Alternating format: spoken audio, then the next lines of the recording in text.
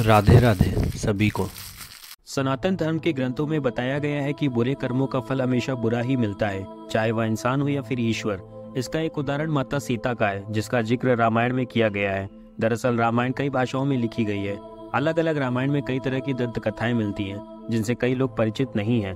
इस कथा के अनुसार माता सीता को एक तोते से श्राप मिला था, जिसकी वजह से उनको भगवान राम से अलग रहना पड़ा। पहले माता सीता को वनवास के दौरान रावण अपहरण कर लेता है और उसका वध करने के बाद माता सीता के साथ भगवान राम की अयोध्या में वापसी होती है।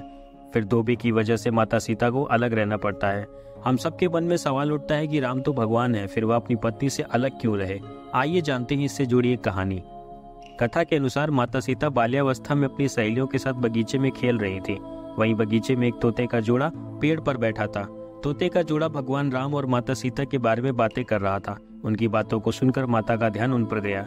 माता तोता बोल रही थी कि अयोध्या के राजकुमार राम काफी प्रतापी राजा होंगे, उनसे माता सीता का विवाह होगा। तोते के मुख से भावी पति का नाम सुनकर माता सीता अचंभित हो गई। उन्हें अपने बारे में और जानने की इच्छा जागृत हुई, इसलिए उन्होंने अपनी सखियों से कहकर दोनों पक्षियों को पकड़ लिया।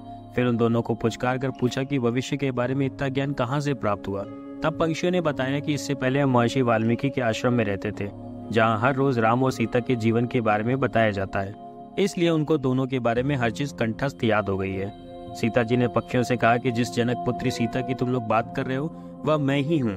मुझे मेरे और राम के बारे में और भी बातें जाननी है। तब नर तोता ने कहा कि हे सीता, आपका विवाह अयोध्या के राजा दशरथ के ज्येष्ठ पुत्र राम के साथ होगा और आपकी जोड़ी तीनों लोकों में सबसे अद्भुत होगी।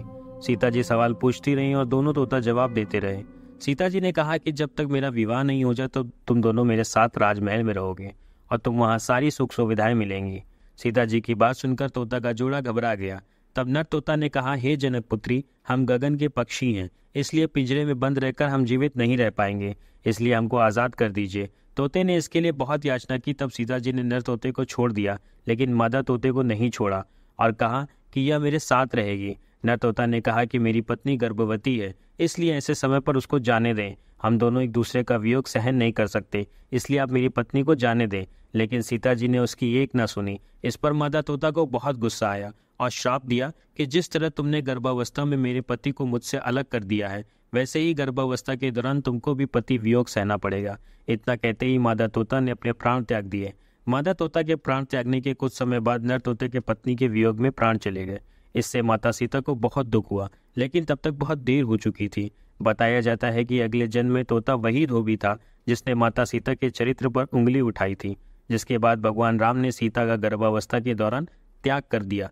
तब माता सीता महर्षि वाल्मीकि के आश्रम पहुंची और वहां उन्होंने लव कुश को जन्म दिया।